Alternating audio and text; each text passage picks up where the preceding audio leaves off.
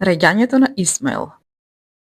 Но Сараја, жената на Аврам, не му раѓаше, а имаше таа слугинка египтјанка по име Агара. И му рече Сараја на Аврам: Ете, Господ ми ја затвори утробата за да не раѓа. Туку оди кај слугинката моја, може би ќе добијам деца од неа. И Аврам ги послуша зборовите Сарајини. И така, откако Аврам преседе 10 години во земјата Хананска, Сараја, жената Аврамова, ја зеде слугинката своја, египтјанката Агара, и му ја даде на мажот свој Аврам за жена. Агара зачна, а кога виде дека зачна, ја презре господарката своја. А Сараја му рече на Аврам: Навредата моја е вина твоја. Јас ти ја препушти во прегратки слугинката моја, а таа, откако разбра дека зачна, почна да ме презира. Господ нека суди меѓу мене и тебе. Тогаш Аврам ми рече на Сараја: Ете, слугинката твоја е во твои раце, прави со неа што сакаш. И Сараја почна да ја огнетува, и таа избега од неа.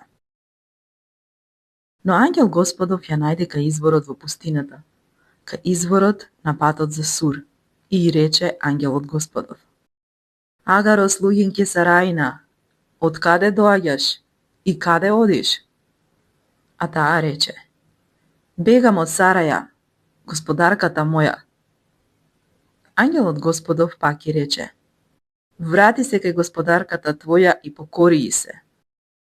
И ангелот Господов уште рече: Ќе го умножам многу потомството твое, така што не ќе може да се изброи.